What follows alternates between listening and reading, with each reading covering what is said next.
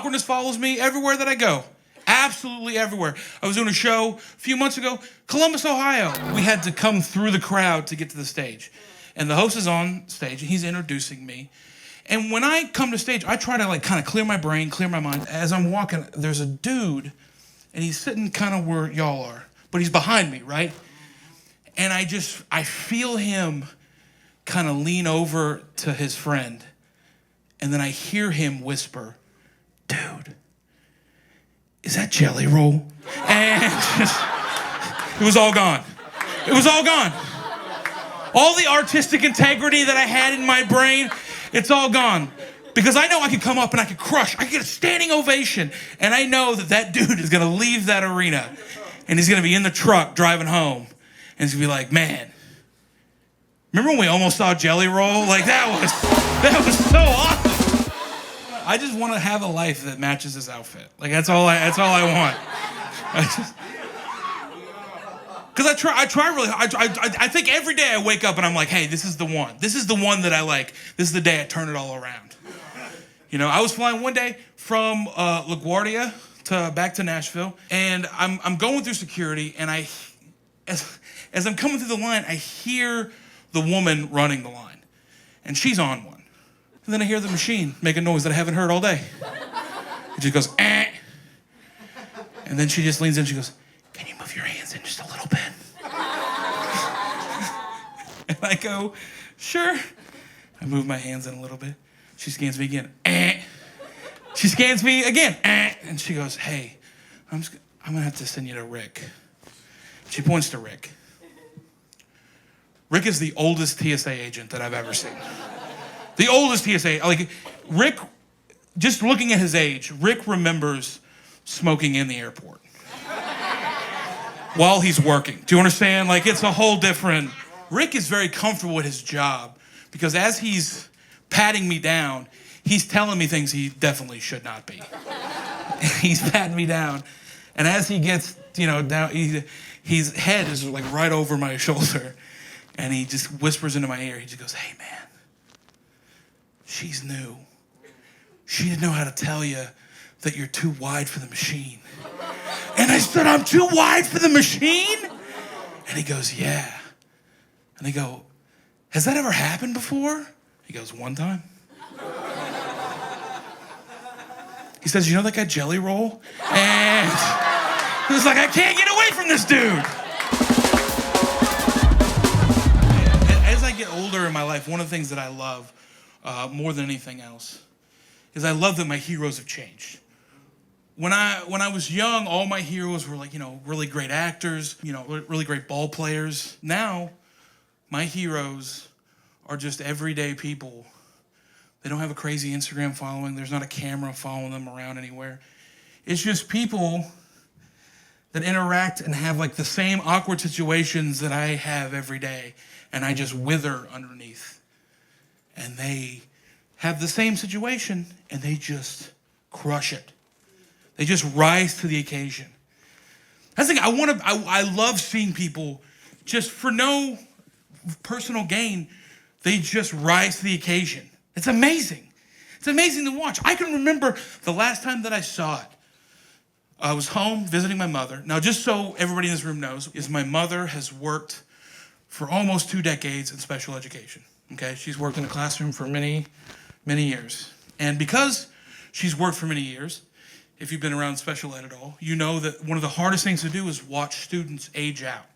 They get older, and they kind of just have to fend for themselves and have to do all these things that it's like they're just kind of just in a world where they're just kind of just let out.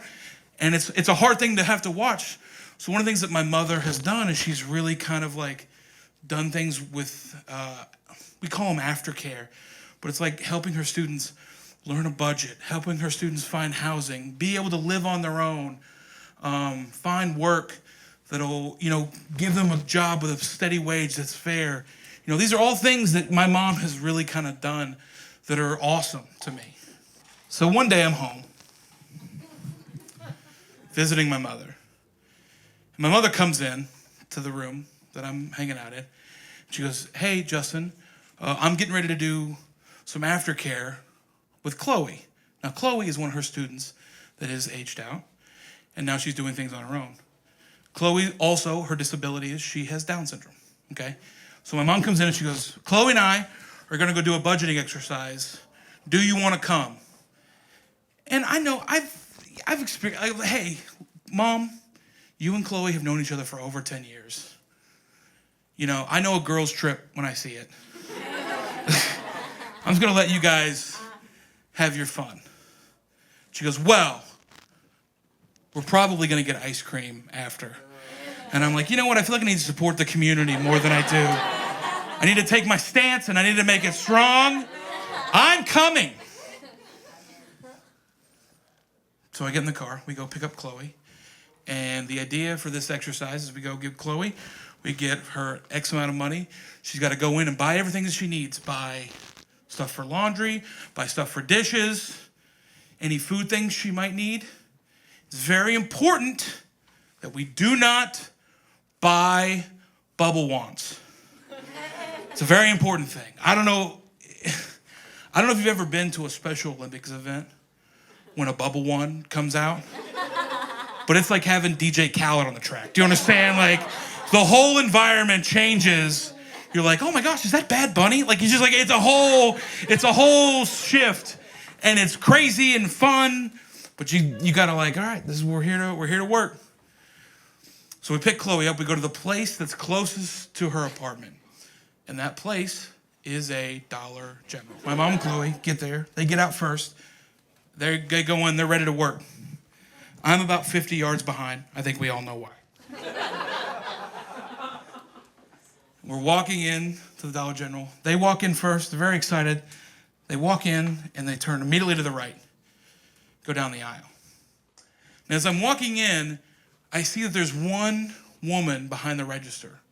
And I see her see Chloe. And as Chloe disappears behind the aisle, I see the woman make a face, making fun of Chloe. And my first instinct is, you work at Dollar General. Like, I don't know if this is the time I'd be stunting on another human being right now. You work at the retail version of the Waffle House. Like, it doesn't make any sense while you're showing the rollies right now. Makes no sense. I don't get it. But clearly she's not aware, so I don't even give her the energy. I go walk on, like, we're gonna do things. We're here to work. So we go through the whole store. Chloe picks out everything that she needs. She walks all the way around. She gets to the belt. She puts the things on the belt. The woman is checking us out. She scans everything. Chloe's sitting there, very excited. She's got her money in her hand. The woman rings everything up. She goes, it's $15.47. Chloe shoots out a 20. Woman takes it, hits some buttons, drawer opens. The woman takes out $2 and some change. Chloe's standing there. The woman does not put the money in Chloe's hands. She drops it on the counter in front of her. And my mother and I go into pit bull mode because we're furious that the woman did not put the money in Chloe's hand. What we didn't realize is that the woman gave Chloe incorrect change. You know who did notice it? Chloe did. Because what she did was she proceeded to stare at that woman through her eyebrows in only a way that a girl with Down syndrome can. I mean, she is staring into her soul. She looks her right in the face and she said, you made a mistake. You owe me money. And I'm like, I can't believe this. I grab a bubble wand and I start flinging it around. I'm like, I can't believe I'm seeing this. And the girl, of course, she's panicked. She's punching. There's a camera pointed right at her face, and she's having to scramble to push. She's opened the register. She takes out $2 extra and then places it in Chloe's hand. And then Chloe snaps it shut. She puts it in her pocket.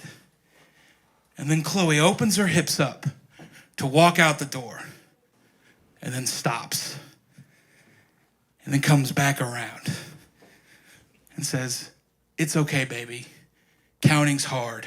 And then walked out the door like Elvis leaving the building.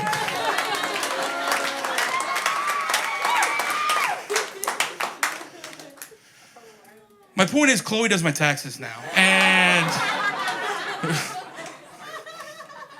people with special needs have the best sense of humor of any group of people that I've ever been around ever. It's not genetic either, because their parents are not funny. Hardly at all. One of the funniest dudes that I ever met, because I worked, because of my mom, she had me around all these wonderful people. And one of the things she had me go to was I worked at a summer camp for people with special needs for several years. But the funniest dude that I ever met was this dude named Tim. And Tim used to come to camp during Blind Week. He's blind. And by the way, when I say blind, I don't mean like can't drive at night. I mean, I'm talking like blind. Like he's got fold-out canes and the whole deal. And I remember this one day, we're at camp and it's raining. And if you've ever been to a camp and it rains, it's the worst day. Because you're just stuck inside, you're trying to make fun, but if you're around people that are visually impaired, that's a whole nother level of things they can't do. So you're just stuck inside, it's the worst. So at one point during the day, I get a phone call and I have to leave and I'm gone for like 20, 25 minutes. And I'm coming back and I'm like, I'm gonna mix it up. I'm gonna sneak into the cabin. Like, I don't know what I'm gonna do with it yet, but I'm gonna we're gonna shake the day up. We're gonna make today memorable. You know what I mean? So I get to the cabin, I come in, and I'm so quiet. I'm so quiet. And I sneak in. And from across the room, Tim stands up. He goes, "Oh, good, Justin's back." And immediately, I'm just like,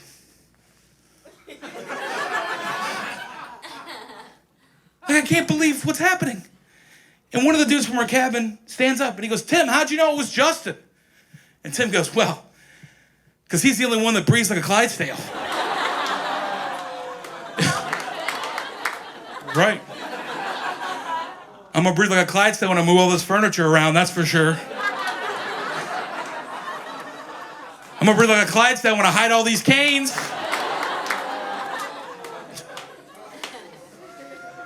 But if you ever worked with people with special needs, you know that type of thing is the thing that bonds you together. You go from being complete strangers to brothers. You're never, even if you never see them again, you're never forgotten. And I thought that bond that we had, I thought it was just gonna be between us. That's what I thought. And the last night at this camp, they have an event called Say So, where they invite all the campers to come up and talk about their experience. They have a PA system and a microphone. And they invite them to come up, and the campers share these amazing things, these incredible insights. And it's a beautiful evening. It really is. It'll give you goosebumps. And this 1 week, we're almost done. We're wrapping it up. And then I look, and Tim stands up. And he walks all the way to the front of camp. He gets the microphone. And in front of this entire camp, he goes, "Of all the people here at camp, the person I identify with the most is my counselor, Justin." And everybody in unison is like, "Oh." And I'm in the back like, "Oh no."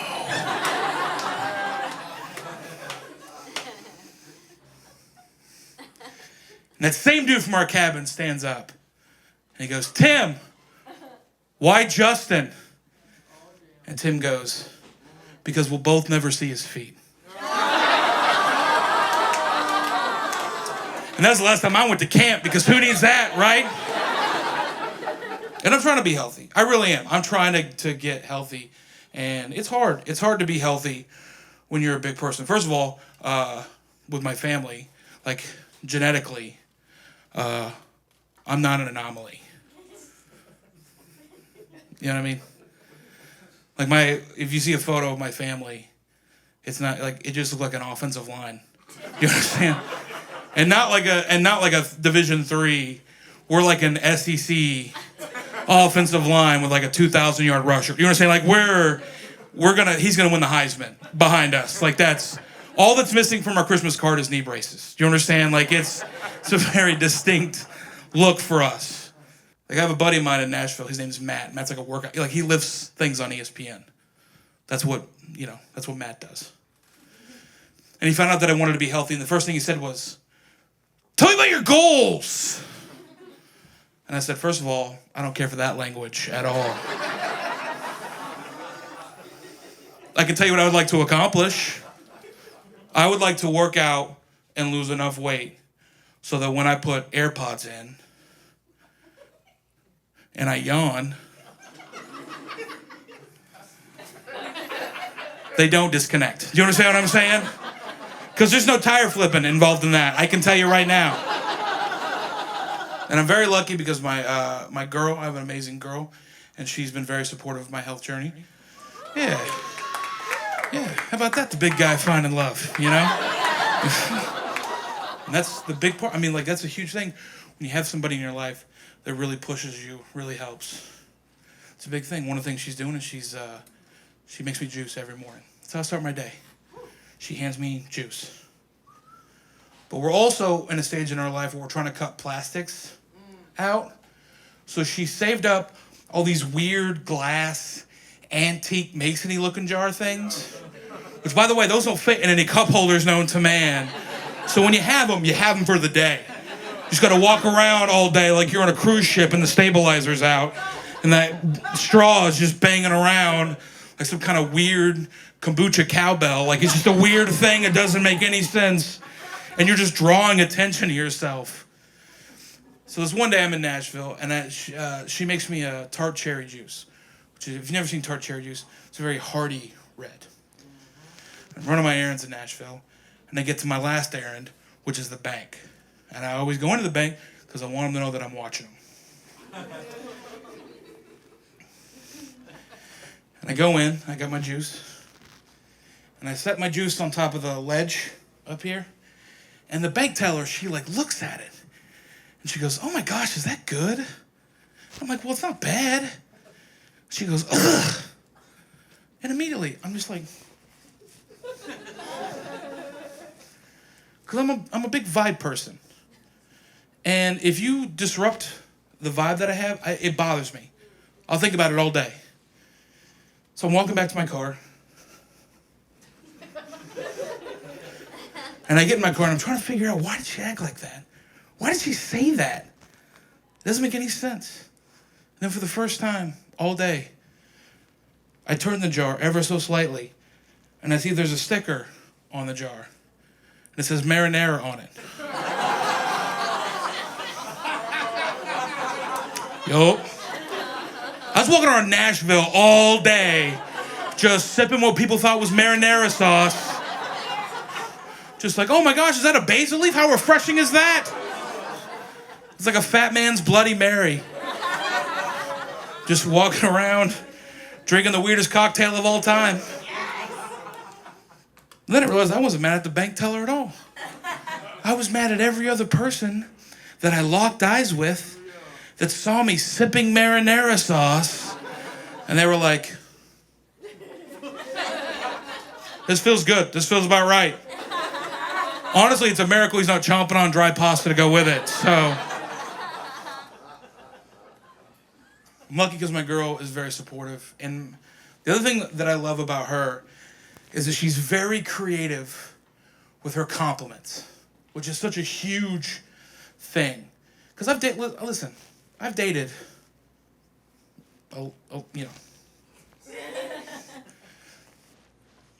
more than that silence would indicate. You understand what I'm saying? Like that, you can hear a pin drop in this room.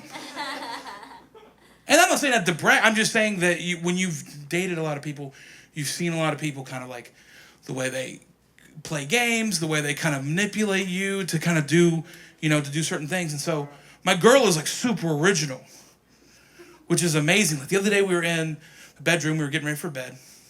And my girl looked at me and she said, baby, I just want to let you know that whenever you make the bed, you look so skinny.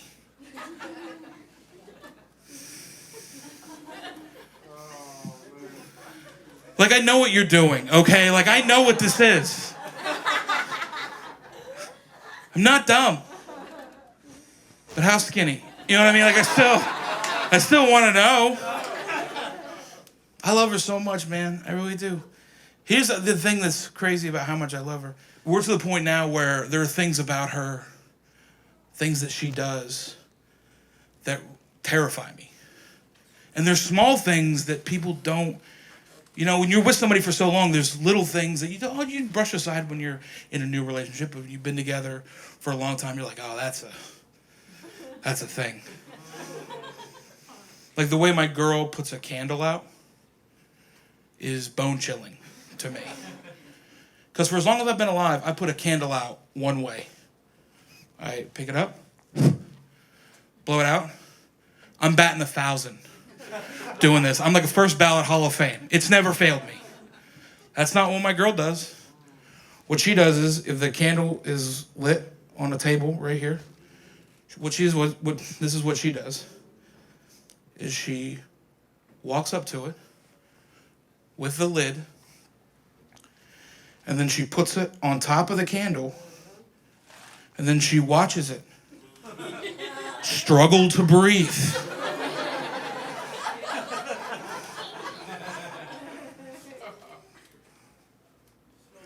And then right when it takes its last breath, she goes, good night. I have to sleep next to that. Do you understand how terrifying that is? First of all, I don't breathe good on my own when I sleep as it is. You're telling me I'm one pillow goodnight away from it all being over? Because let's be honest. Let's be honest. If I don't wake up one day, there's not going to be an investigation. You go to the corner and they go, who killed Justin? And the coroner's going to go, fajitas killed Justin, okay? There's no cold case here. I'm proud of a lot of things. I'm proud of my mother. I'm proud of my girl. I'm proud of my family. And there's one thing that I always am very proud of also. And that's that I'm from Oklahoma. I'm very proud to be from Oklahoma. They're never that enthused about me saying it, but I'm very proud. The thing I love the most about being from Oklahoma is that it makes you a different type of person. There are certain places that you grow up. It makes you, you're just different. You're built different. I know everybody says that, but that's what it is. And you don't realize until you leave. You go somewhere else. And then you come back, you're like, oh, nobody else is living like that. This is a special kind of tea they're brewing over here.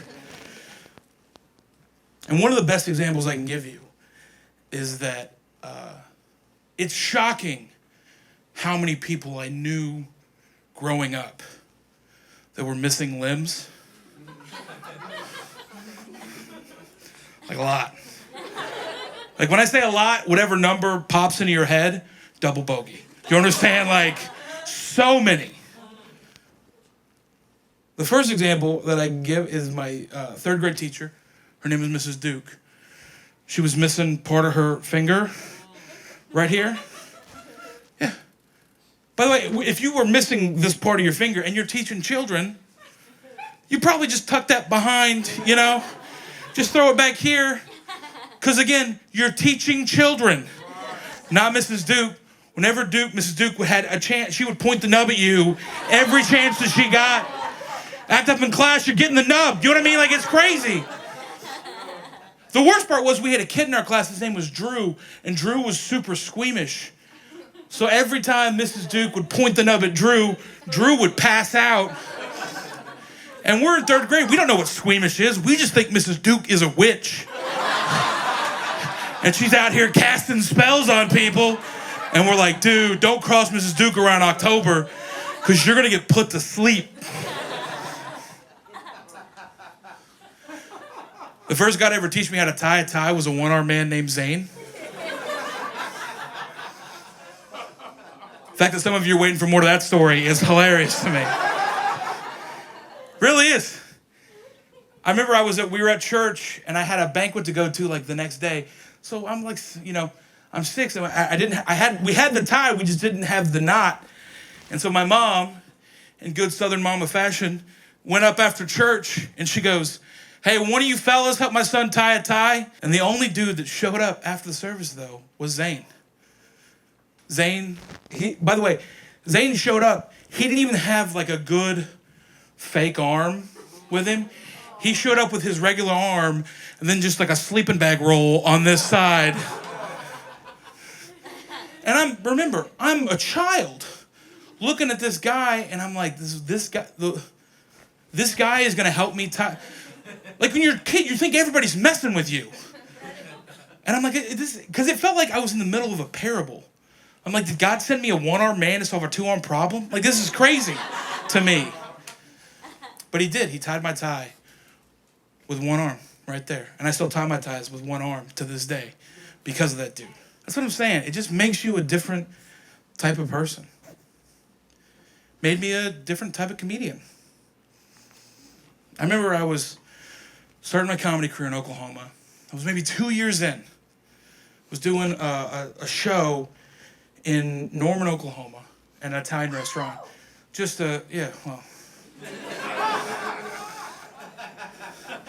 I think a lot of people would dispute that woo. Myself included. Because this Italian restaurant is just a terrible place. It is a terrible restaurant. And the stage is like a very shallow one-step stage.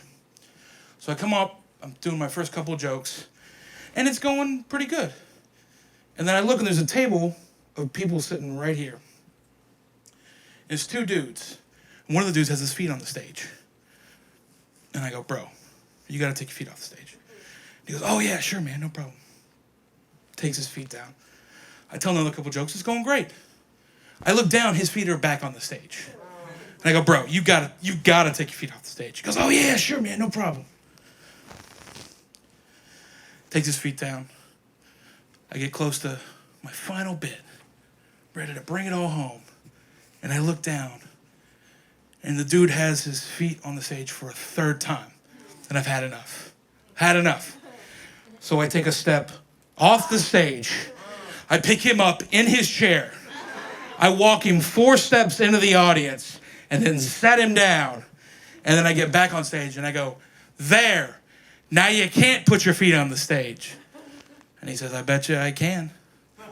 And I said, "Not from where you're sitting." And then he takes off his prosthetic leg and then throws it on the stage.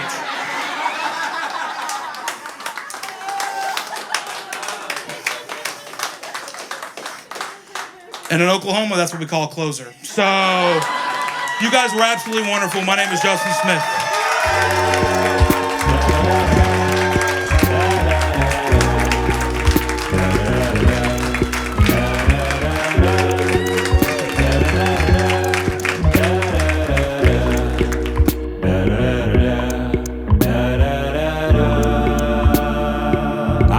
Drop another one, no let up, ain't nobody pay attention. So if it's okay with you, I'll stay on 10 forever. I could let a day go by, do nothing and complain, but no one wants to hear it, cause I bet that they got bigger fish. I sit and picture visions, I already live a dream, I tear it down for people. People tore me down before the talk, cause they were stuck themselves, they could suck a shell. I don't suffer, sucker suppers coming to me, I'm eating still, so y'all cook yourselves.